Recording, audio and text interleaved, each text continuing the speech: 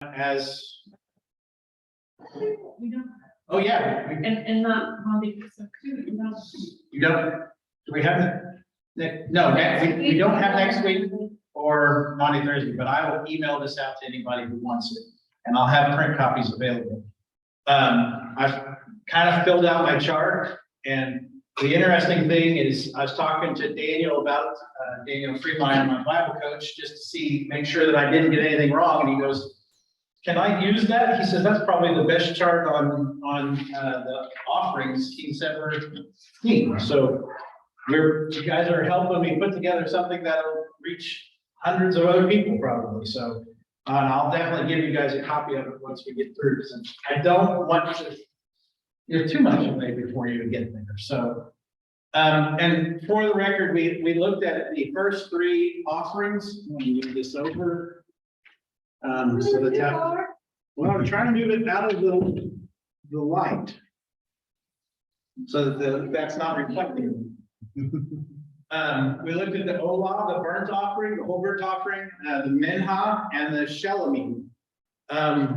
One of the things that I forgot in the Minha and the Shelamim in particular is that you give a Minha when you fulfill the vow. Whenever you said, God, I'm going to do this, and after you've completed it, you give that kind of as a thank offering that, God, you helped me complete this. By the same token, the peace offering, another reason why you'd give it is because you didn't fulfill a vow. And just acknowledge, God, I thought I could do this. I thought I was going to be able to do it, and I didn't, and I'm sorry. And so here is a peace offering to bring us back together. Please forgive my broken vow, which is interesting because I would honestly say that I would have thought if you broke a vow, that was one of those things that wasn't forgivable, that the system wasn't for. But Daniel's like, no, God really does want us to approach, which is why I've called this the menu for our food truck, because he's wanting to feed us. He's wanting us to come. He's wanting us to experience life with him. By the same token, I'm going to put a copy of this. Daniel said, don't pay attention to the people, because basically they're not to scale. It looks like giants. But the thing he liked about this is that over here on this side, you can see they've actually got low tables that people would have sat at to eat. It really kind of even pushes forward that notion of the food truck that they came. And so here in front around the altar and the basin, they would have sat together and ate together. And then along the sides of the Holy of Holies and the most holy place, that's where they would have had times for prayer and times for worship. Those places. So you eat your meal, and then you go back and you worship, and then you can leave. And I just found that really interesting. You know, we went through the tabernacle, we looked at all those pieces, but we weren't dealing with the pragmatics of how people experienced it. And man, when he showed me that, I'm like, it really does. It's a food truck. God puts up the smoke signal, says, time to eat, come, let's go. And anybody and everybody is welcome. And there's something on the menu for everyone, whether, and so it's just been really, I'll tell you, these last 2 weeks, I've read Leviticus 7 or 8 times. And I've talked about it in depth with at least 3 churches before now, but I would never have gotten this much out of it. So this has been a lot of fun, which is odd to say about Leviticus. Let's just be honest. So unless there's any questions about chapters 1, 2, and 3, we're going to dive into our 4th tonight. Any questions before we get in?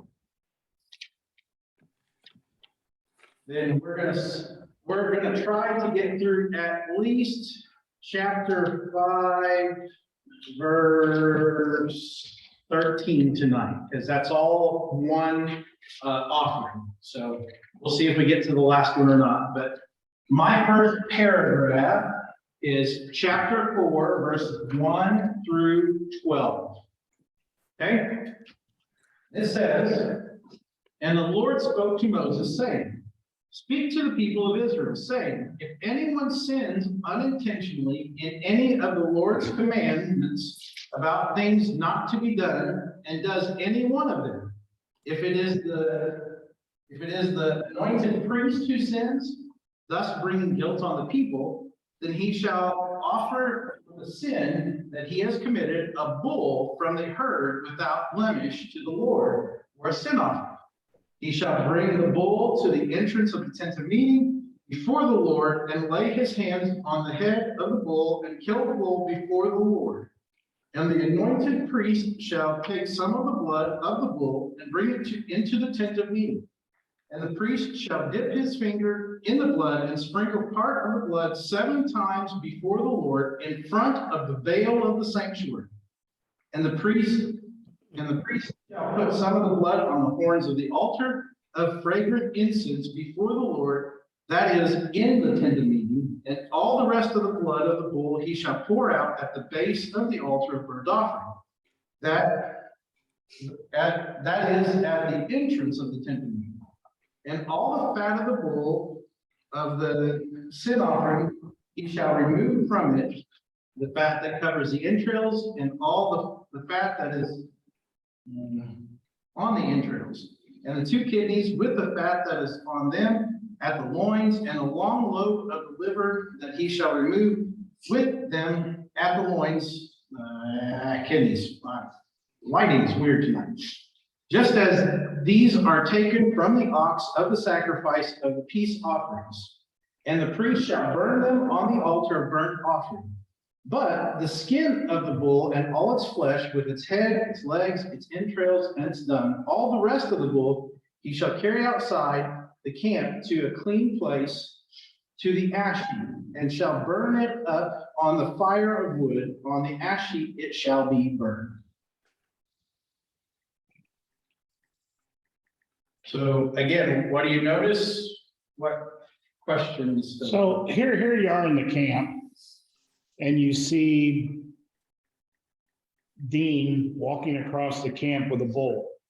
Do you think they're all standing there going, well, I wonder what he's praying for, Well, very clearly with this one, if they're taking the bull outside of the camp, that means something bad has happened, and it's a priest or a leader who has messed up. That this sin, even if it's unintentional, it affects the whole community. So this is a bull of the priest, or somebody supplies it? No, it's a bull of the priest. And so think about that. Just what you said. Normally, he'd probably use that bull to help him carry stuff out and dump the ash and things like that. If he's got to sacrifice his bull, guess what? Now he's got to carry the cart himself. And so this was meant to cost something, because when a leader sins, and man, this is probably really, you guys can resonate with this, right? When a leader sins, it doesn't stay with them, does it? I mean, especially if you look at history here, right? So they'd all been sitting around their campsite, and they'd be going, oh, there goes the priest with his bull. And it could probably, more than likely, let's face it, what we've experienced so far is if a leader has sinned, God's probably sent the plague. They're like, oh, good, he's finally repented. Maybe we'll be done with this. Yeah. It's not one of these things of, I wonder what he's done. More than likely, everybody knows, because everybody has been. Does that make sense? I kind of get confused about if the priest sins. So the priest sins is guilt with the people, and they all have sinned, correct? Are you saying that all have sinned? So I'm reading, and I'm like, okay, is this like our parents, and we are their children? So if parents sin, we all sin. Is this where original sin comes from? To a certain degree, yes. The reality of original sin is that because of our parents, Adam and Eve, all of us are born under sin.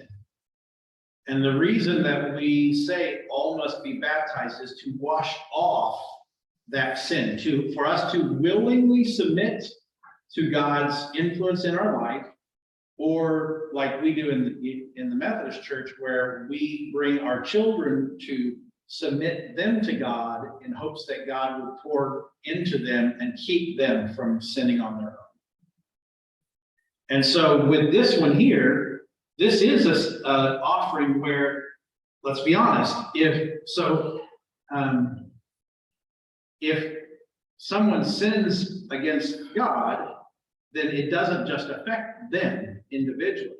And so right now we're just dealing with leaders, but within a household, at this point in time in particular, if the husband, who is the spiritual head of the household, committed a sin inadvertently, it doesn't just affect him. It affects all of his family. You know, there's that ripple effect. Sin has tentacles to it, right? We might say that we commit a sin that's just private unto ourselves, that it's just, we sin against ourselves, we sin against God. But the reality is, when we sin, it affects our ability to relate to others. It affects our ability to do what God's called us to do. It affects our ability to live a holy life, and therefore our witness will suffer. Now, most people might not notice it, right? We don't go around wondering, Steve, you're a little off today. How did you sin? What you carrying on your soul? Now, by the same token, we probably all have had those days when you lay your head down on the pillow and you're like, man, God, I messed up today, right? Well, this offering, this is the first real sacrifice, I would say, where you're literally sacrificing something because something has been wrong, that you made an error. Does that make sense? Now, the interesting thing is, and I hadn't got all this done, but the Olah offering, it was done right at the altar, and everything is put on the altar, right? It's a whole burnt offering. All of this is given to God.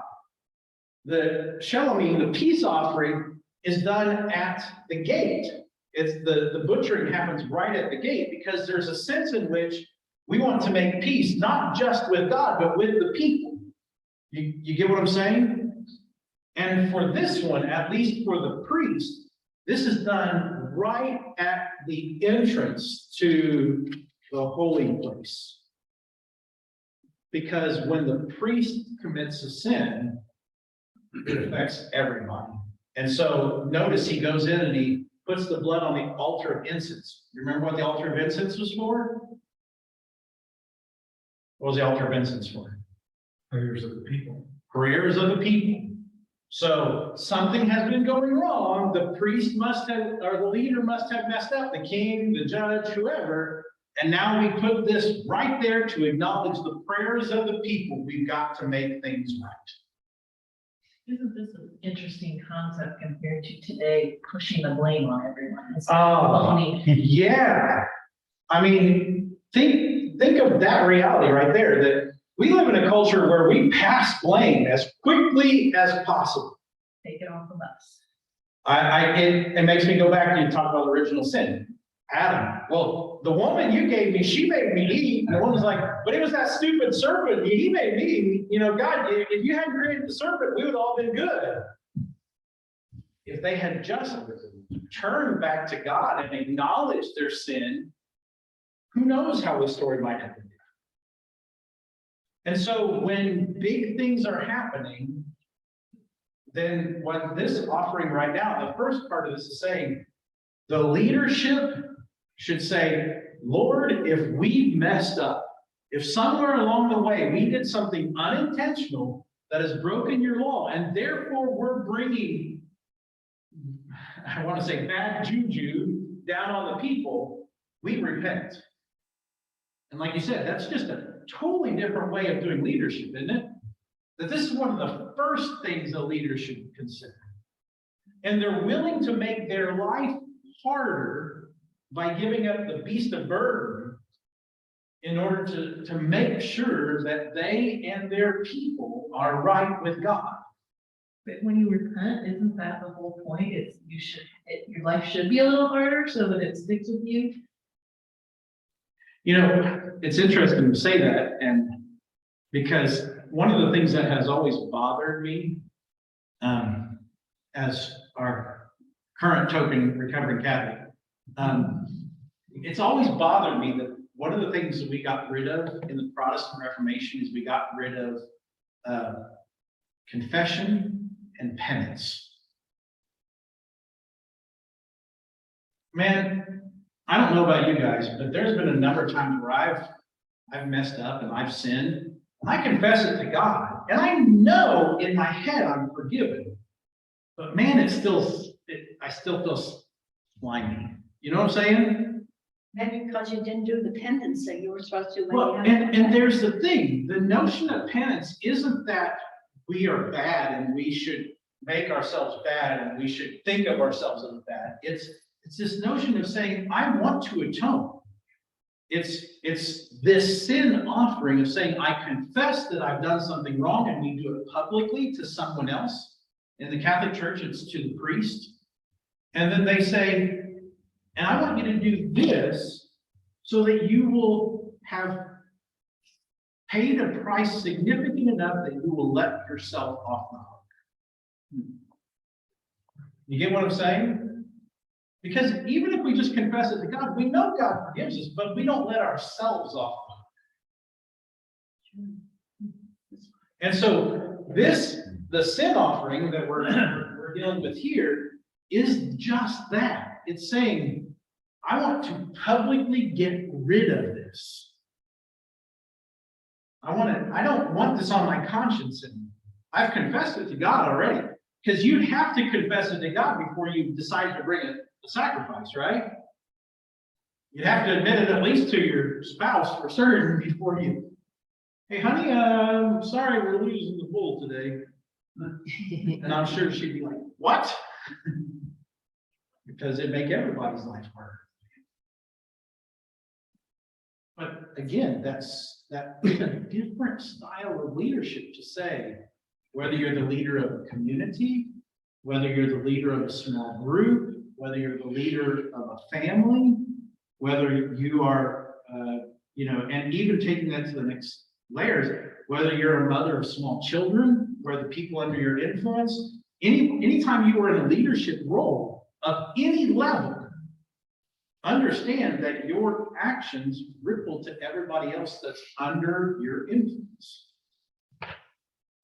Which is why this one is sacrificed. And I keep wanting to point to my tabernacle drawing, but I erased that to make the chart. You do need 3 white boys, don't you? Melissa's talked about that we need to get another screen, and I need to get the overhead projector, where you can lay it out. Yes. When the light bulb pops in it. Yeah. What's an overhead projector? There used to be a few of them around here. Look, outside of my wife and my son, I know I'm the youngest person in the room, but I'm sure that you all still know what that thing is.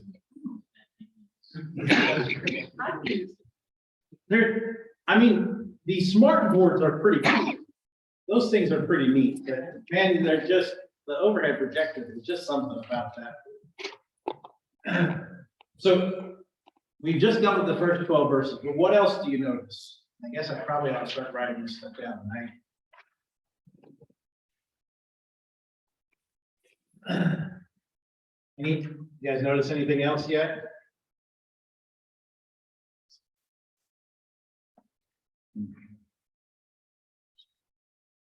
Well, this is one where they don't use the whole animal. Well, if it's a leader and the effect of it is on the whole community, should anybody get to eat the meat that comes from this kind of a sacrifice? You quickly just said no, because the whole community is affected. So therefore, they all want to give up their rights to eating the meat so that God will restore what was. This is called a sin offering or a separation offering. But I could see where people be like, well, he's the one that sinned. Why can't we? Yeah. No, that's what they do today. Yeah. Well, and that's the thing, that's what we do today. Understand, they were much more communal. They understood that your actions are not just your own.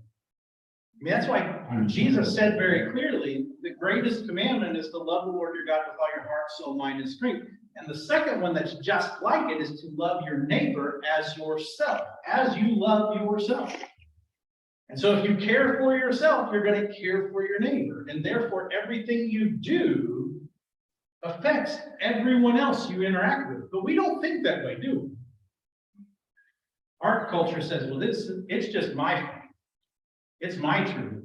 And what I think and what I believe and what I do, that's none of your business. But think of what that does. That pushes people away, right? And yet we saw, even in the way God laid out the people, the camps, right? It was about drawing them closer to Him. Notice anything else?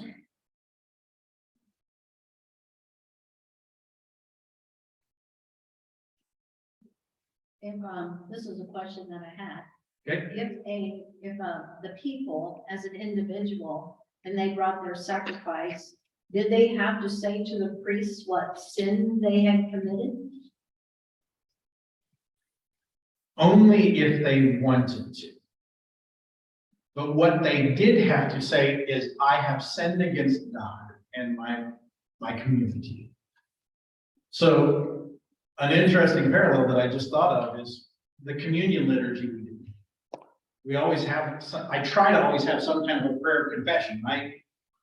Lord, we have failed to live in your love. We have not loved our neighbor as ourselves. We've not been an obedient church. We don't have to say explicitly what it is that we've done, but we have to admit we have done something wrong. Does that make sense? You can't fix a separation if you don't acknowledge there's a separation. Does that make sense?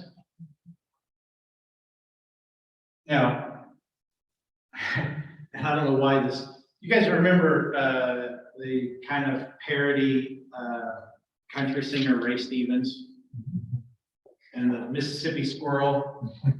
And, you know, the squirrel goes around and they start confessing things and you know, this, you just don't confess that publicly. You know, there's a way of confessing your sin, but then when everybody's blushing, find the pastor, find a covenant partner, find somebody you trust. You confess it to them and them alone, not to everybody. We don't need the juicy details. This is not some romance novel where we need to know the gory details of everybody else's wrongdoings.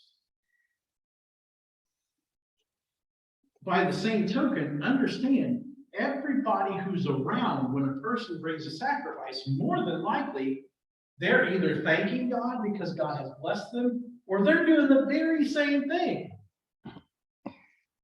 God, I'm certain that this is probably one of the bigger offerings that is given regularly. You know what I mean? Anybody in here go a day without breaking Jesus's teachings? Anybody? We believe in sanctification, by the way. We do believe that by the power of the Holy Spirit, you can live free from sin, but of course, none of us are very good at it, right? Which is why, one of the biggest reasons why every Sunday in my opening prayer, I try to say something about, Lord, whatever it is that we brought with us, we lay it down. We acknowledge it, we give it up, we do the hatat, which is interesting to say. Hatat. It's like hot potato. We want to get rid of this thing. We don't want to keep it.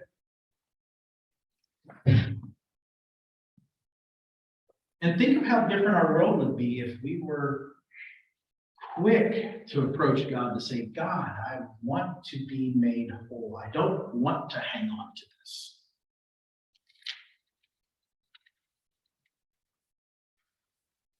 And I'm kind of getting ahead of myself a little bit. So let's read the next paragraph, which is, I noticed, oh, yeah. this is very similar to the burnt offering, and everything was burned on the altar with the ola, where here in the sin offering, the skin, the meat, that gets taken outside camp and burned, so, For the leader, okay. because that's what I was saying, I wanted to go on and read for the other versions of this. But you're right, if the sin affects the whole body, then it kind of virtually becomes a whole burnt offering. But the difference is with the whole burnt offering, it's put right before God. God, we want you to eat this because we want you to reveal to us your truth.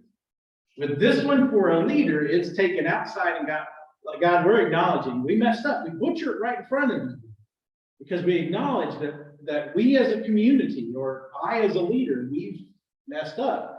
And then we take it outside.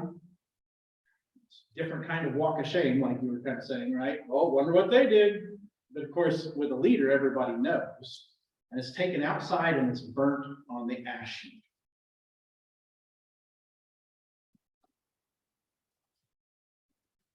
Anything else before I go to the next section? The part about dipping, the high priest dips his finger in the blood and then sprinkles it 7 times before the Lord. So He didn't say anything about that in any of the others, did they? I don't No. remember. So what is 7 times? What is the number 7 for? Complete. So he's standing in front of the tabernacle and he sprinkles the blood 7 times and he acknowledges, God, this has caused lots of damage and we want to get rid of it. And then he goes in and he takes the blood and he puts it on the 4 corners of the altar of incense and say, God, hear our prayer. And then he takes the rest of the blood and he puts it at the base of the altar and then takes the carcass out to burn it away. Because we don't even deserve to eat this because we corporately or I as a leader have sinned against it. Make sense? Anything else? But this was a pretty stinky neighborhood. Well, here's the thing, as much as you want to think that, right? Remember, there's all kinds of smells of good stuff on the barbecue as well. And they take all the nasty stuff out to the ash pit, you know. But the good stuff, everybody gets to smell that. Which Daniel made a point, even with the olah, the whole burnt offering, everybody still gets to smell it cooked. And that makes us all hungry for the other ones, right?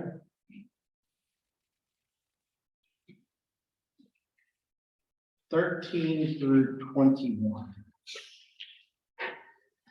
If the whole congregation of Israel sins unintentionally, and the thing is hidden from the eyes of the assembly, and they do any one of the things that by the Lord's command ought not to be done, and they realize their guilt, when the sin which they have committed becomes known, the assembly shall offer a bull from the herd for a sin offering and bring it in front of the tent of meeting, and the elders of the congregation shall lay their hands on the head of the bull before the Lord, and the bull shall be killed before the Lord.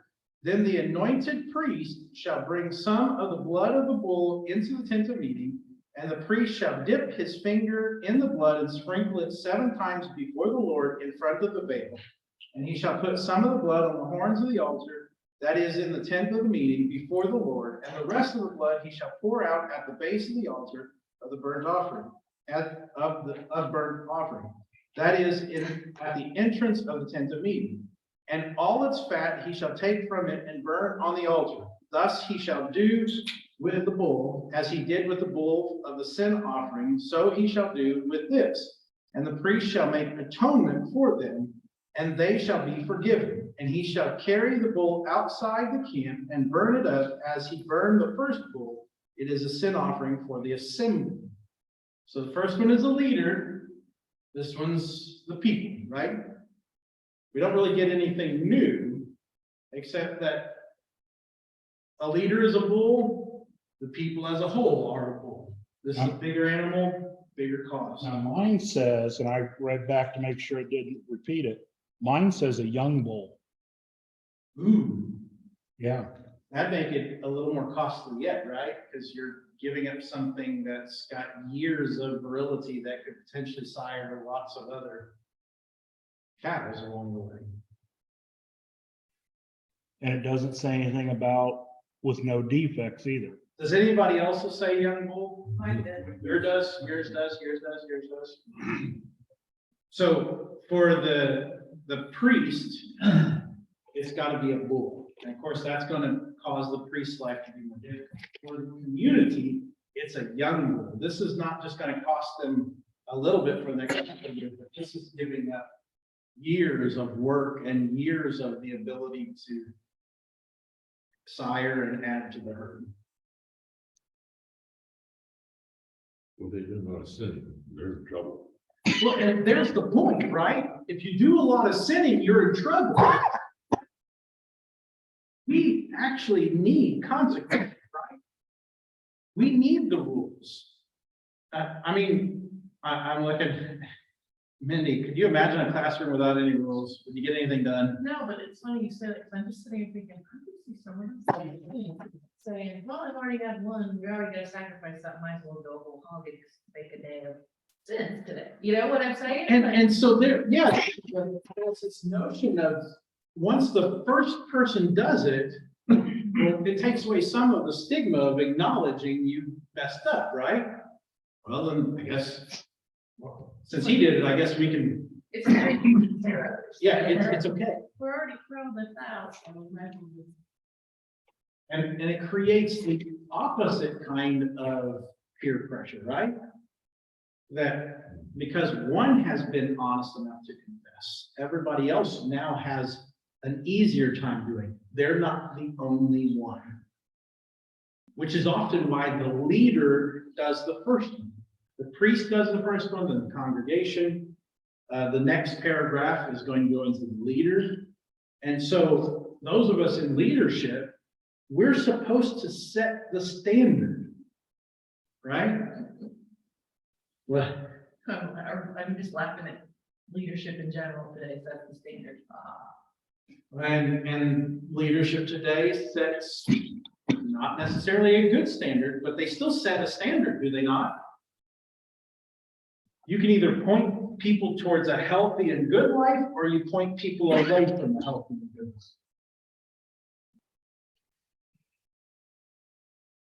Anything else in this paragraph you noticed different yet? All right, 22 through 26. When a leader sins, doing unintentionally any one of the things that by the commandments of the Lord his God ought not to be done, and he realizes his guilt, or the sin which he has committed is made known to him, he shall bring as his offering a goat, a male without blemish, and shall lay his hand on the head of the goat and kill it in the place where they kill the burnt offering before the Lord. It is a sin offering. Then the priest shall take some of the blood of the sin offering with his finger and put it on the horns of the altar of the burnt offering, and pour out the rest of the blood at the base of the altar of burnt offering. And all its fat he shall burn on the altar, like the fat of the sacrifice of the peace offering. So the priest shall make atonement for him for his sin, and he shall be forgiven.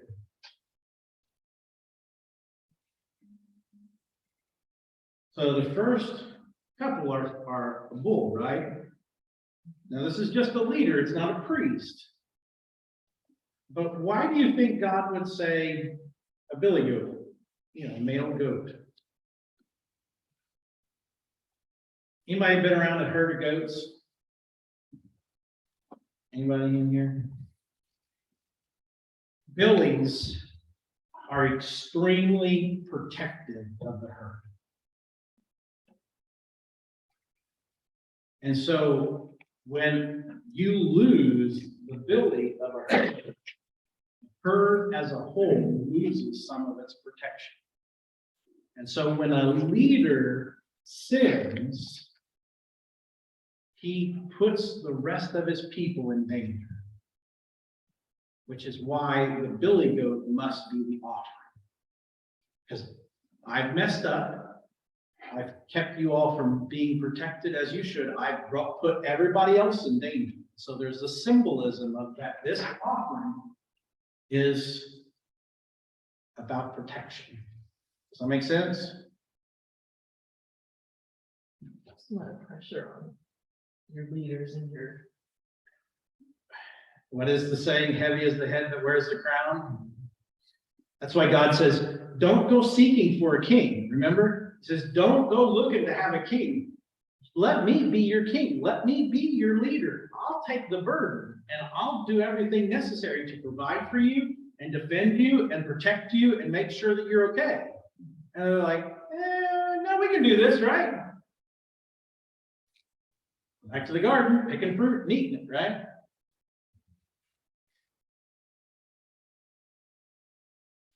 Paul even goes so far as to say, do not desire leadership unless you're called to it. Because it is a greater weight. Whether it's leading a bank like you do, or owning a business, leading a family, whatever it is, anytime you are in a position of leadership, it's not just about you. Your actions or inactions will either cause the people in your care to flourish or to diminish, right? And you know this. We've talked a lot about Pizza King and how, man, I want to do right by the people.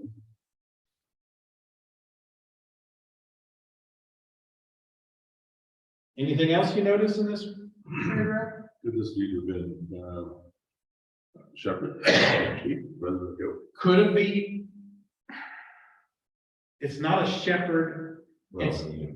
Well, even if it is a shepherd, there's an intentionality here that it must be a male goat.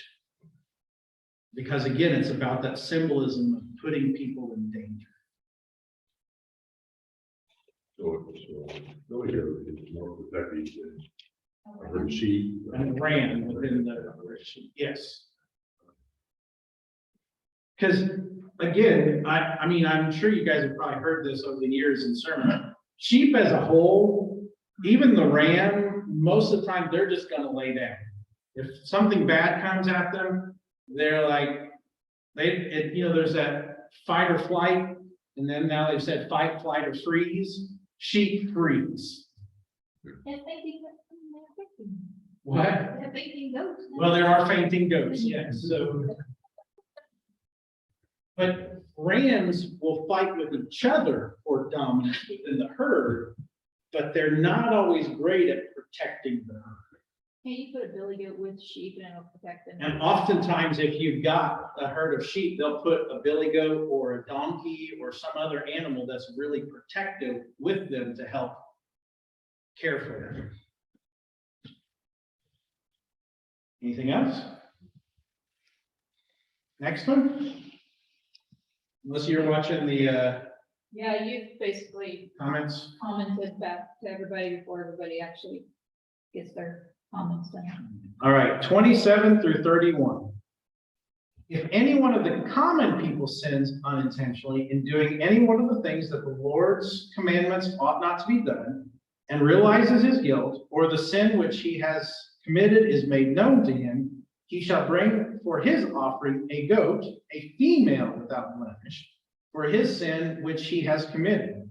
And he shall lay his hand on the head of the sin offering and kill the sin offering in the place of burnt offering.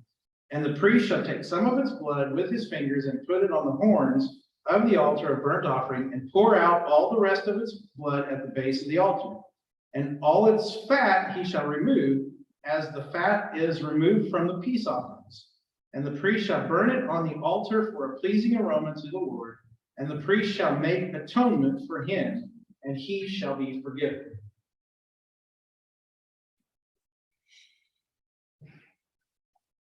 So this one is a female goat.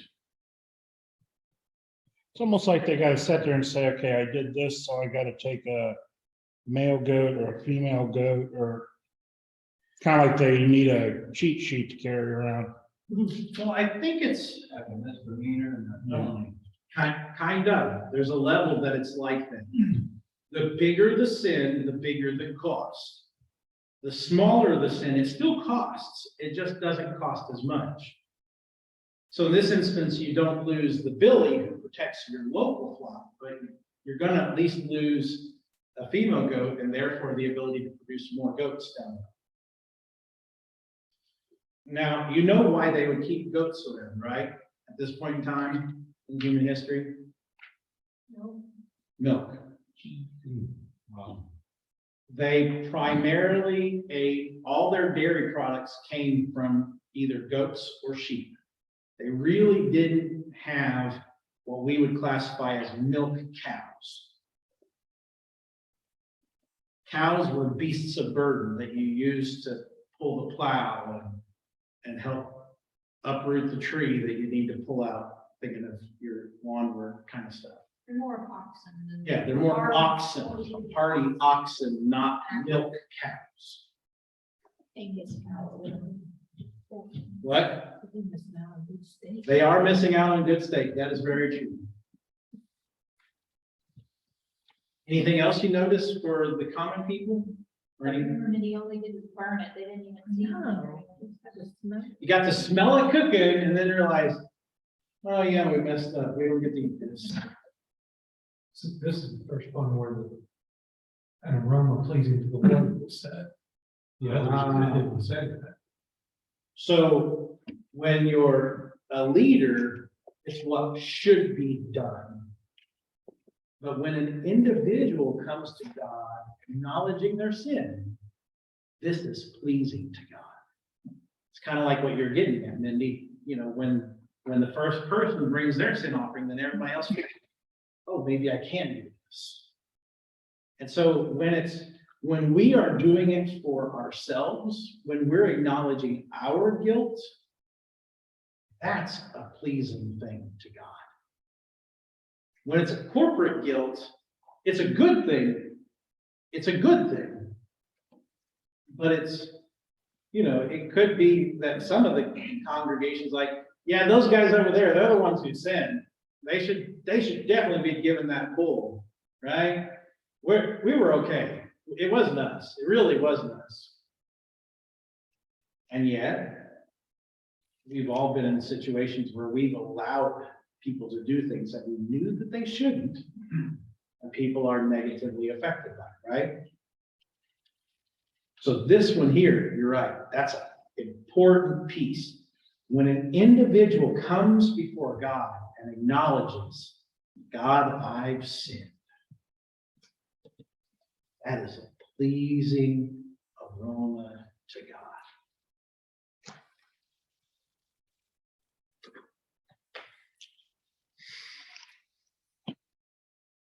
Which should tell us something, shouldn't it? This isn't just a corporate faith. It's absolutely a corporate faith that my actions affect other people. But this is also a very personal faith. That God wants a one-on-one connection with every single person. He's not just looking to talk to the pastor or the priest. He's not just looking to talk to the church council and the leadership. God wants to commune with every single individual.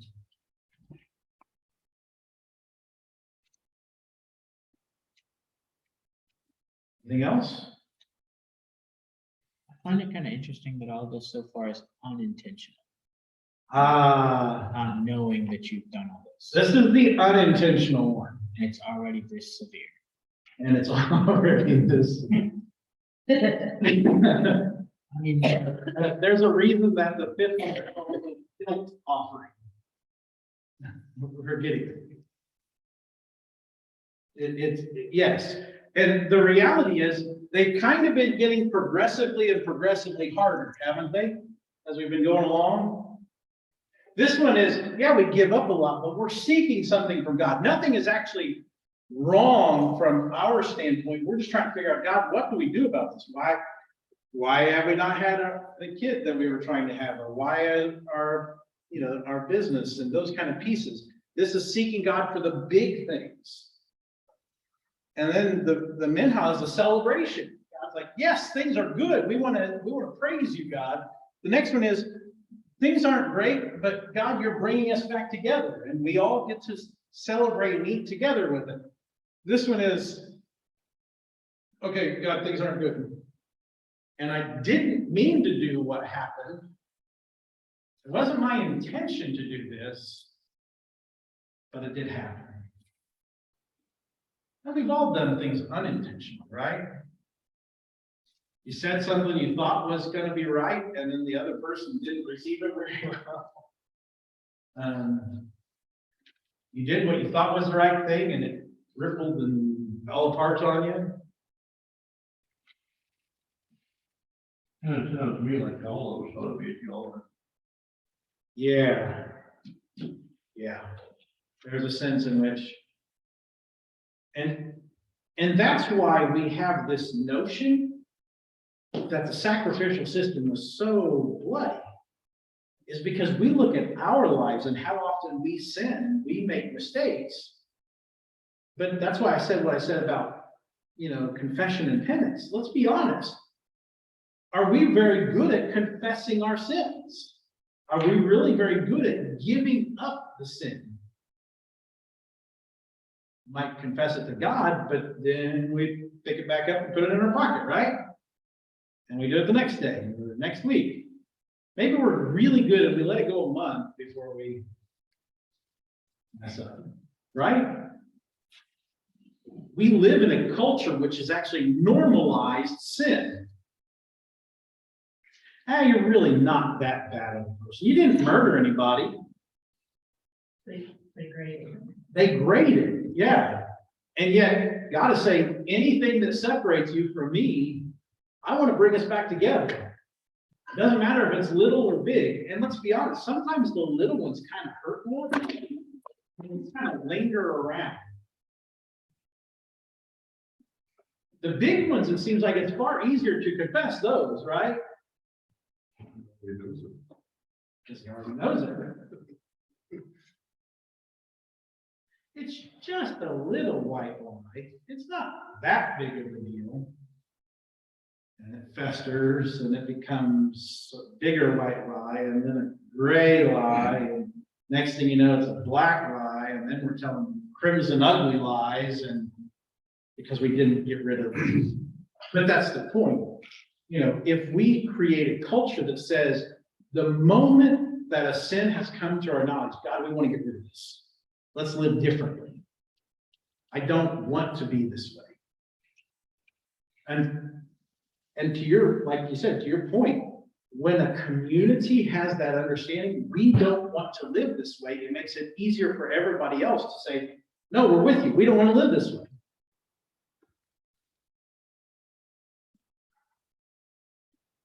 Make sense? And they would have looked different than everything else around them. Oh my, yes, they would have looked so totally different.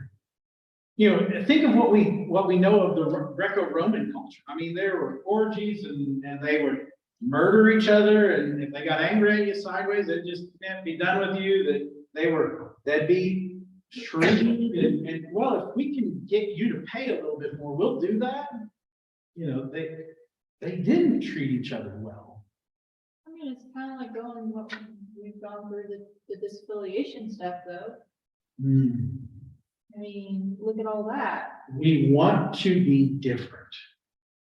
There's within the people of God this acknowledgement that we should be different. And that doesn't mean it's easy. But you've all been around a person that you look at that person, you're like, man, that person's Christian. You can just see it in the way they live and the way just their presence, their countenance is just different. Man, I wish that was contagious.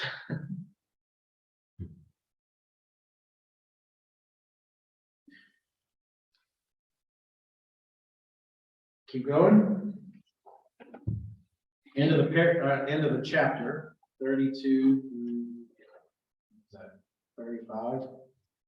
If he brings a lamb as his offering for a sin offering, he shall bring a female without blemish and lay his hand on the head of the sin offering and kill it for a sin offering in the place where they kill the burnt offering. And the priest shall take some of the blood of the sin offering with his finger and put it on the horns of the altar of the burnt offering and pour out all the rest of its blood at the base of the altar. And all its fat shall be removed, as the fat of the lamb is removed from the sacrifice of peace offering. And the priest shall burn it on the altar on top of the Lord's food offerings. And the priest shall make atonement for him for the sin which he has committed, and he shall be forgiven. So a common person can bring a female goat or a female sheep, right? Whatever makes sense for where you're at. Well, and this one doesn't say a reason behind the sin. It doesn't, but it's an extension of the paragraph beforehand. Madison, there was a video that I watched today on Christianity, and it was talking about how there were so many different denominations because we could not agree and wanted to be different. It was made 3 days ago, and it included the GMC, in which was just crazy to me, and it even mentioned the reason for the split. You know, when we allow sin to lay hidden, it divides us, doesn't it? And Grant, I get what you're saying, but I think that this one is meant to kind of be an extension of the paragraph before it. This is what you do if it's a goat. This is what you do if it's a sheep. But the common person brings a female. Because again, it should cost you more than just now. Right? And notice it also says it's a lamb.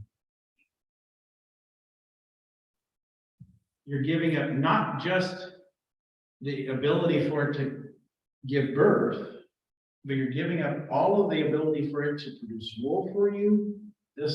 And of course, there's all the gestation of that lamb, how long you waited for it to come. It's cute. It is cuter. There is that. Which probably makes it harder to sacrifice. Big bull, you're ugly. Little lamb, oh.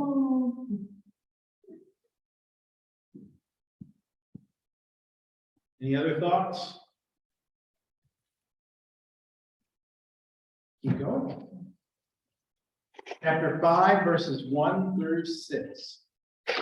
If anyone sins in that he hears a public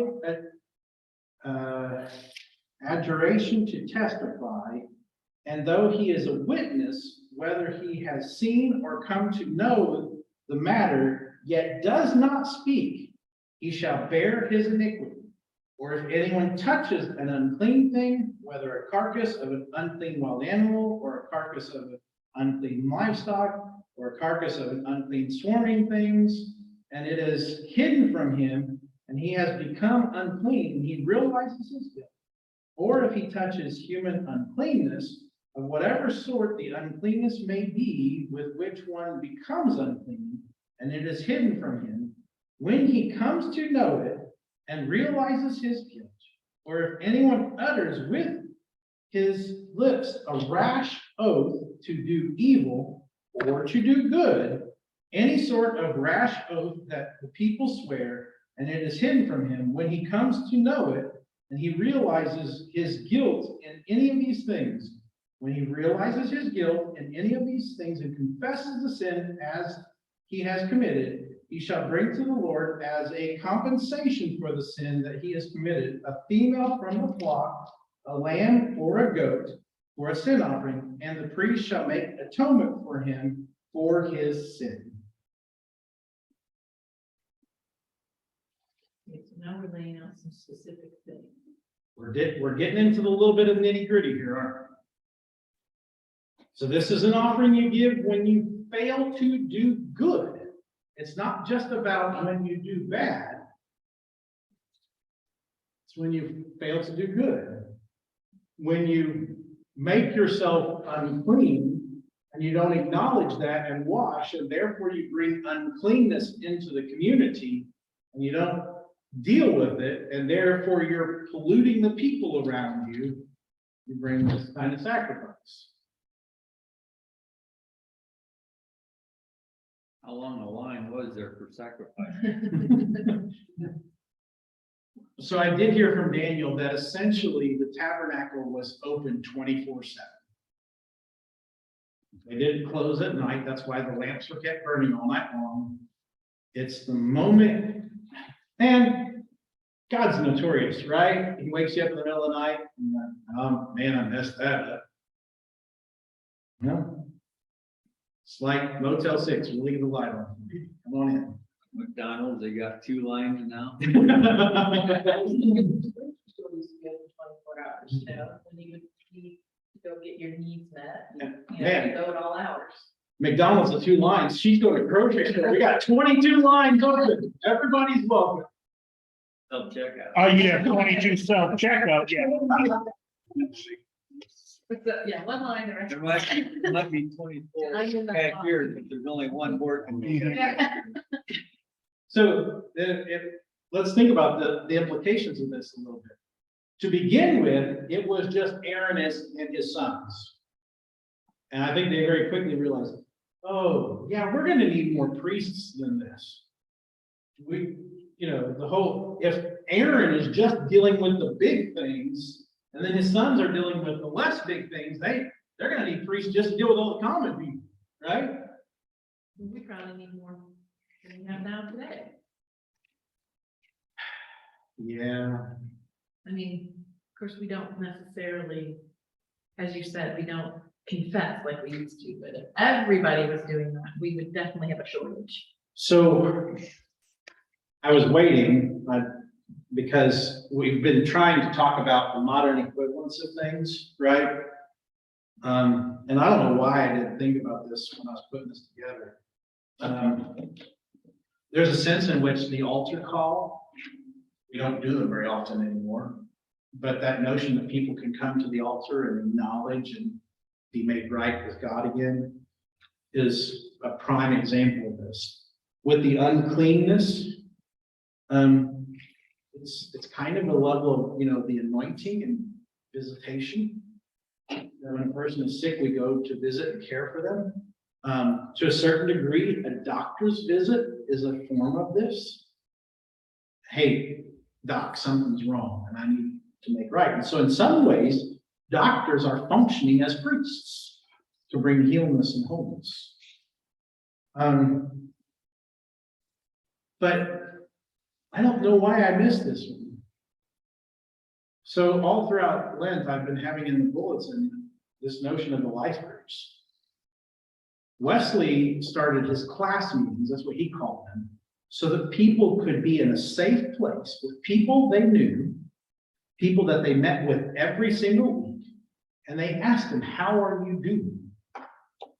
And so there was this notion, like you were saying, one person, the leader, often would start by saying, here's where I struggled this week, here's where I fell short this week, here's where I was successful this week, here's where things went good.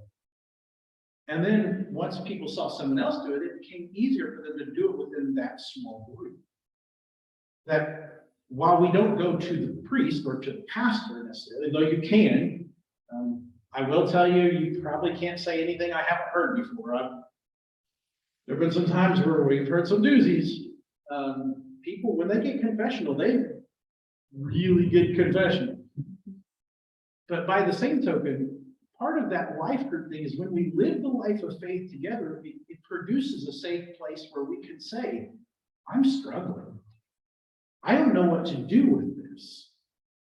How would you do it? How did you deal with it? I'm thinking as I look at you, just your journey through grief. A grief support group can be an important thing once you're ready to be there, right?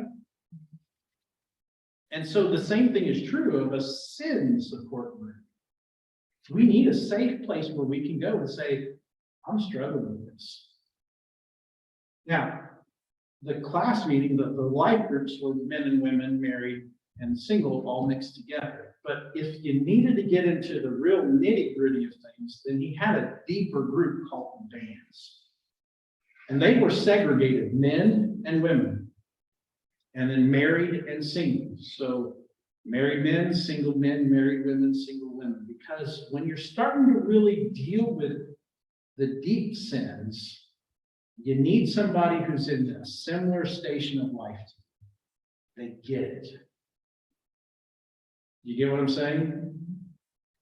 And so Wesley, 300 years ago, he sought to reclaim the notion of confession and penance, but he did it within the small group. He really believed in the priesthood of all believers, that we all function as priests. We all have the ability to help others draw close to God. But you needed to do it in a safe place, amongst people you knew and trusted. In theory, for them, they were supposed to be able to trust the priests, which is why the first sacrifice in this category is when a priest messes up, that's a really big deal. And I'm think of all of the, since the 80s, and it probably went on before then, but the 80s is when I started to become aware of it. All of the pastors and priests who have messed up. And it doesn't just affect them, and it doesn't just affect their church. It affects the whole community, and it affects the denomination. It just ripples. Because when the leader makes a mistake, it breaks down the trust. But so in this instance with this paragraph, the moment we acknowledge, oh, something's not right, I want you to, God's saying, come, get rid of it. Don't carry this burden. And we tend to do the opposite in our world, right? Don't talk to us about your problems. Keep those to yourself. That's for you and your spouse or your counselor. Go talk to a counselor. No. What's Paul say about the body? When one part of the body suffers, we all suffer. When one part of the body rejoices, we all rejoice. Because for the Jewish people, they had an understanding we're interconnected. We're in this together. And that's why in this paragraph, when one person becomes unclean, it affects everybody else. If they're not dealing with it. Think a little bit of COVID. Encouraged us all to wear the masks and to sanitize and to keep it, because we didn't know who was the unclean one. Who's the one who's got the disease? That's the way they approached uncleanness. Anything else you notice in this first paragraph of chapter 5?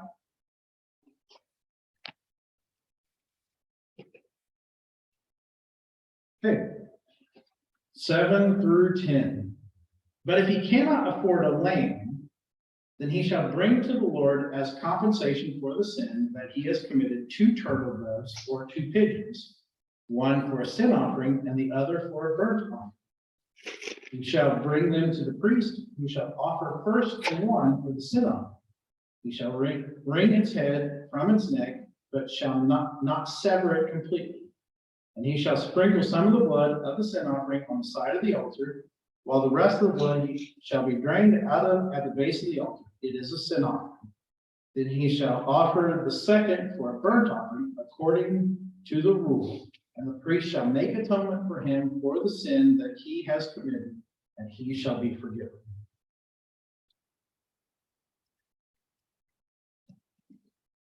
Does it ever mention if the altar is cleaned? For those From who 2 don't to 3 every night they clean. is the altar ever clean? Well, first of all, it's extremely sanitized. Burning it. Because they're constantly burning this thing.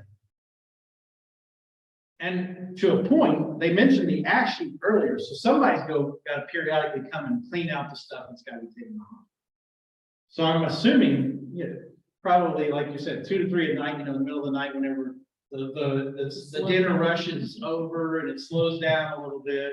You don't want to do from 3 to 4, because that's when the Holy Spirit gets everybody up and says, you messed up, it's time to deal with it. You got to do it from 2 to 3. Does it take a priest? Does it take a priest to do it? Actually, this was a task of the Levites. The rest of the family of Levi. They cared for the tabernacle, they cared for these pieces, because as we kind of jokingly said earlier, we need as many priests on deck as we can get because, well, remember, there's like 3.5 million to 6 million people here. So they're janitorial staff. Some of them were. But that's important, right? Nobody wants the sanctuary looking nasty. So I'm sure they cleaned it somehow. Either that or again, they keep it, makes me think of the fiery pits of hell. Let's get it so hot that whatever touches it, it's incinerated, kind of thing. Well, I've always said was when we cook about 600 degrees, if it lives beyond that, we're supposed to eat it.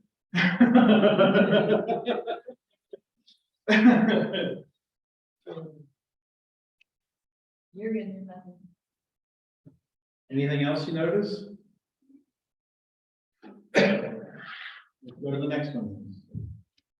But if he cannot afford 2 turtle doves or 2 pigeons, then he shall bring as his offering for the sin that he has committed 1/10 of an ephod of fine flour for a sin offering. He shall put no oil on it and shall put no frankincense in it, for it is a sin offering. And he shall bring it to the priest, and the priest shall take a handful of it as its memorial portion and burn this on the altar on the Lord's food offering. It is a sin offering.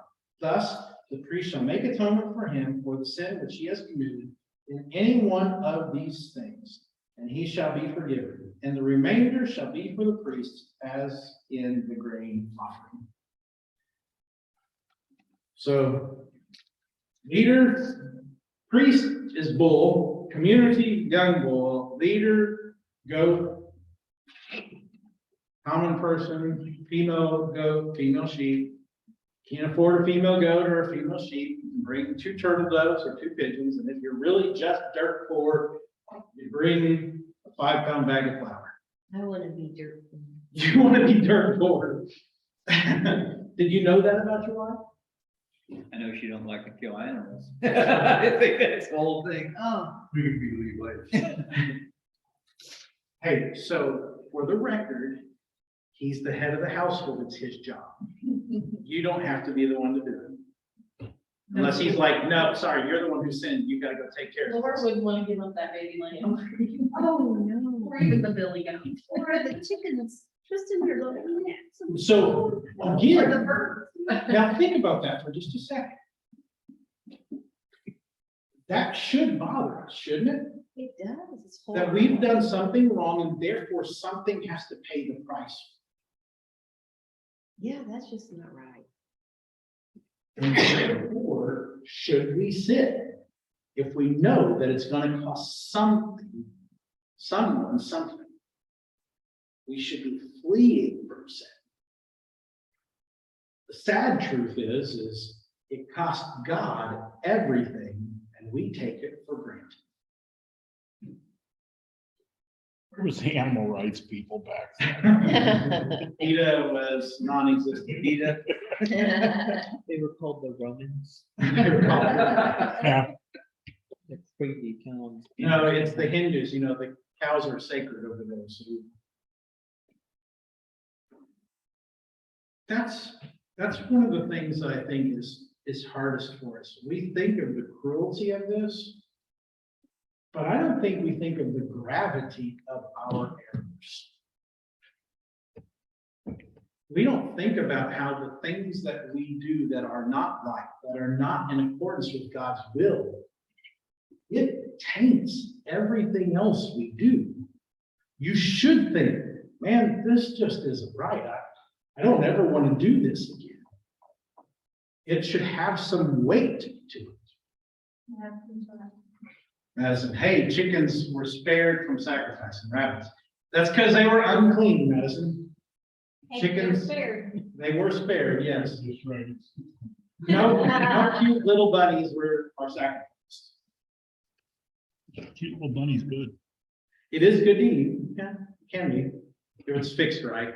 But it's kind of like in today's, I mean, you call somebody out that they did something wrong. Well, such and such did even worse.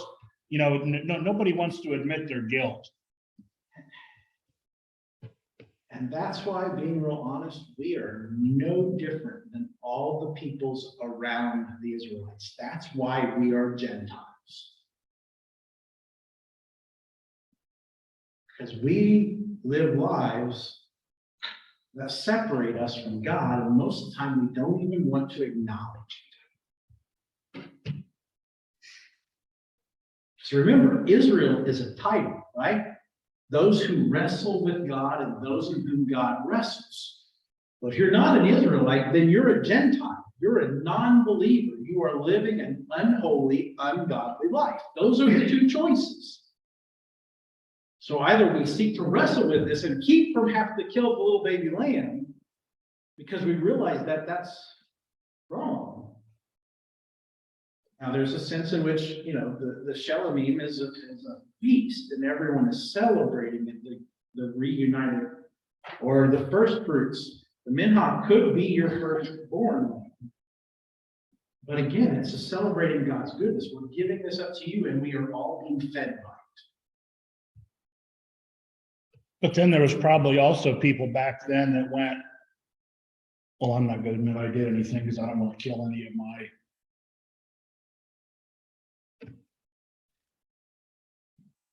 Oh, yeah, they were. I'll just take their lamb that they won't notice is missing, and I'll use that for a sacrifice. Or I'll tell them I'm so poor that the only thing I can give is flour. Shepherds selling their lambs at the temple. Thus, the reality is for the people who could afford it, so for the business people who didn't necessarily have their own flocks, there were shepherds and people who were raising these animals so that they could be purchased for the sake of this. Because let's read, just because, well, sorry, I don't have any livestock. I guess I can't give an animal. Here's some flour. Here's just a little bit. No. You're a wealthy merchant. You can afford this. You just don't have it for yourself. So it's got to cost you something. So you go down to the convenience store and you buy a goat. So you go down to the convenience store, you buy your goat, you take it up. And so outside of the altar call and outside of the life group's confession, what else fits this bill for us?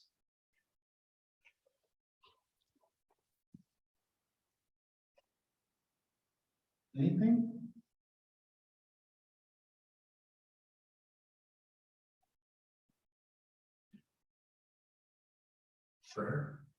Prayers, absolutely. It's kind of been a part of all of them, hasn't it? This notion of going to God, bringing our things. Addison's got a comment, I think, more on Steve's. I know that they were spared, there were some rights for them, and that is the moment you get smited.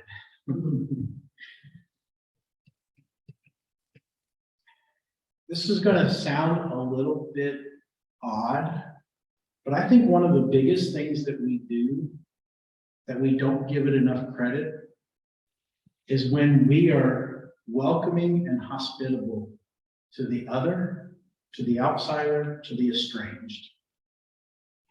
When we grant grace when it's not merited.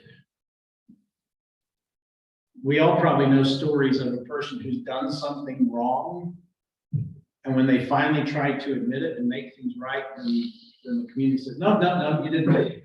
You're shunned. You're away from us. Stay away from us. God created a system for the people who were in the wrong to come to him.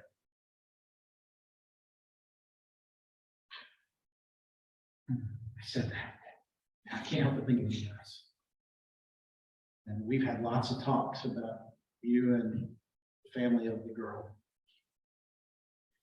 In many ways, society wouldn't have blamed you if you would just wrote them off. Throw the book at them, right? In fact, probably there are a lot of people who encouraged you to do that. But does that do anybody any good? They've lost just like you have. The Hatat is a separation offering. And it's an opportunity for people to come back together, to repair that which is broken. The Greek word for sin is hamartia. I've used this quite a bit. It's an archery term. It means you've aimed at the bullseye and you've hit anything else. So when we've done something unintentionally that has harmed someone else, we need that we need that separation to be brought back to whole. And granting forgiveness is one of the greatest gifts we can give to others. You know what I'm saying? In fact, Jesus elevates this and says, if you don't forgive your brother or sister who sinned against you, then neither will I forgive you.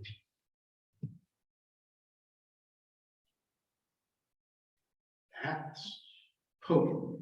Yeah, that's an ouch.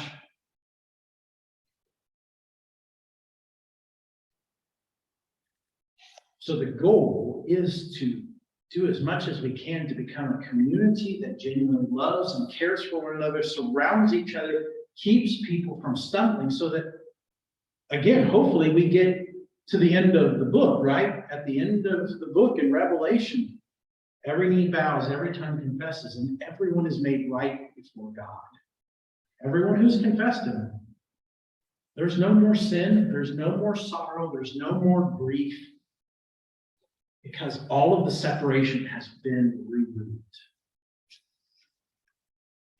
And that's what God is trying to do all the way back there. You can't come to me, so I'm going to bring my food truck to you. And when that isn't enough, you still don't feel like you're good enough to come to the tabernacle, then I'm going to bring myself to you. And I'll make atonement where there's separation. Because you don't think you're worthy of it.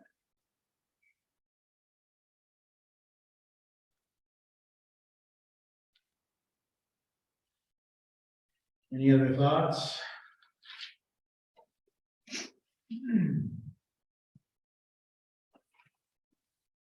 Kind of puts what Jesus did in a different perspective, doesn't it? In many ways, Jesus has been all of these things, right? He was the Olah, the whole burnt offering. See, the people, one man was offered up for the sins of everyone. Give us your revelation, Lord. He was the Minha, the first fruits. He is the first. We talk about him being the first fruits of resurrection, right? Because of his resurrection, we all get to taste the goodness of God, the blessings of God. He was the Shalomim, the peace offering, who brings peace, who brings wholeness, who brings healing. I mean, you can't read the Gospels and not see Jesus bringing shalom, peace, healing, wholeness, restoring relationships. And he was absolutely the hot the sin and separation offering. And he came close to draw us close to him. Is that comment? Us stitching something together on our own won't last. And it's like stitching that favorite childhood teddy bear together, and the seam just keeps coming undone. That is humans trying to fix human sin. God fixes human sin by fixing it, so much to the point that it will never come undone again, and the bear looks like it never fell apart in the first place. That's the point of this. She's apparently some PK or something. She's been listening too much to preachers, I guess.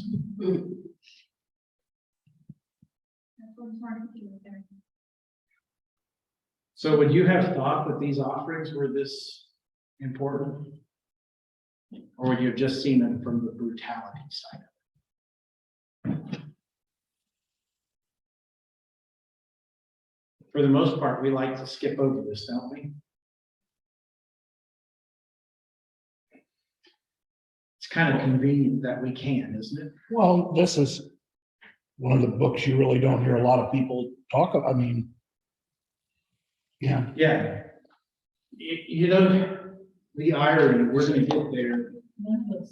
Contemporary Christians, all think about. these little. Yeah. Let's sing about Not a good hymn on Leviticus. God, we're gonna sing about your showing, you bring peace to us. Bring peace to us. God, I messed up. God, I messed up again. Here's my sin offering. Oh, yeah, oh, yeah. The first sermon I ever wrote was out of the book. And I'm just gonna give a piece. It was a Wednesday night. I know this. And I wrote my first sermon because we were supposed to be in choir practice, and for whatever reason, I don't remember, they canceled. And I was reading through the Bible, I was trying to read through the whole Bible for the first time ever. And I'm in Leviticus, and it's getting to that part about mold and mildew and disease and I don't want to read this. I thought choir was going to get me out of it. And then, so we thought, hey, we're home for Wednesday night. We'll watch TV, you know. And the show that we always thought we wanted to watch, it was literally the only one that we had seen parts of 3 different times. It stinks. So then we switch over to another channel, and it's reruns of a show we watched the week before. I'm like, okay, God, fine. I'm just going to read these 3 chapters, get it done over with, and move on to something better, because I don't want to read about mold and mildew. And as I read those 3 chapters, God gave me the picture of a surgeon. He says, I don't cut out the sin right away. I don't cut out the evil right away. I don't cut out the disease right away. We isolate it. We make you feel guilty for it. You acknowledge it for a season, for 7 days, right? Or a quarantine for 40 days. That's where we get the quarantine word. And then at the end of it, if there's something still there, then you cut out only what has to be cut out. And then we patch it, because nothing should be thrown away. And I heard God say, that's how I treat your sin. You may pray for years to have a sin taken away, but I want you to get to the point where it's only the sin I'm taking away. I don't want to cut out any of that which is you that makes you who you are. And if I take this out now, I've got to take a whole bunch out, but we want to shrink that sin tumor, right? You want to get that thing as small as possible before you go do surgery, because you don't want to affect anything you don't have. And that's how God treats us, isn't it? We'd like for him to just take it away. Take away the struggle. Take away my anger. Take away my shame. Take away my guilt. Take this thorn in the flesh away from me. Just get it away. And he's like, no, I want you to understand what in of that is good. Sometimes it's good desires of our heart that cause us to do things in a bad way, right? And God says, I don't want to take away the good desires. We just want to take away the bad desires. And sometimes our actions, you know, we all know the guy who's got a big personality who can be overbearing, right? You want to take away the overbearing part, but you don't want to take away the big personality, because that's how God made him. We only want to take away that which is the evil. God only wants to get rid of that which separates us. And so after I read those 3 chapters, and I'm like, I'm pretty sure I probably looked at Melissa and said, well, crap. That's gonna, and I'd already answered the call of ministry, but that's gonna have to be a sin. Because we want the easy route. We want God to get rid of it now. And the truth be told, for real healing to happen, it takes time. Right? For relationships to be repaired, they don't just get repaired overnight, do they? The interesting thing is, Shalomim peace offerings were always plural. Bare minimum, there was going to be 2 offerings. And sometimes there were 3, 4, 5, 6. We weren't quite as at peace as what we thought. We better come back together. We found another layer. Yeah, peel back the onion. There's more hurt here. We need to bring more peace. Now, again, the goal is to get away from the sin so that we never have this happen in the first place. But unfortunately, well, that's what we say, isn't it? We're only human. we're human, we're made in the image of God. We were meant for more than that. Don't ever sell yourself short to think that you are a mistake, you are less than, that you're always going to just mess up. Because God created you different.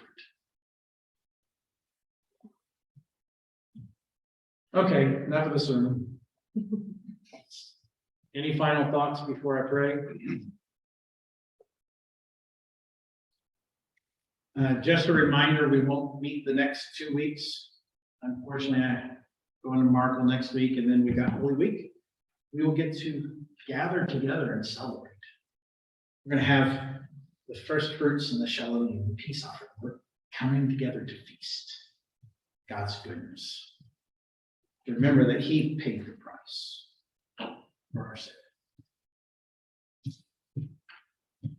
Let's pray. Lord, our sin is ugly and it hurts. And yet, Lord, you're willing to pay the price for it. Don't ever let us forget that. As much as we want it to be gone, don't ever let us stop feeling the weight of our sin. That we would flee from it. That we would seek to live like you so that we don't bring that hurt to ourselves, to our neighbors, to our community, and to you. Lord, go with us and help us to live at peace with you, with each other, and with ourselves.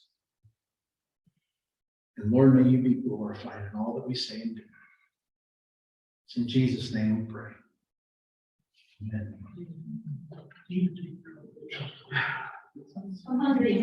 Thank you all.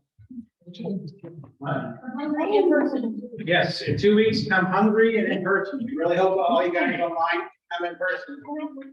It'll be a good night. Okay? Sure, you sure like that. Not as I great.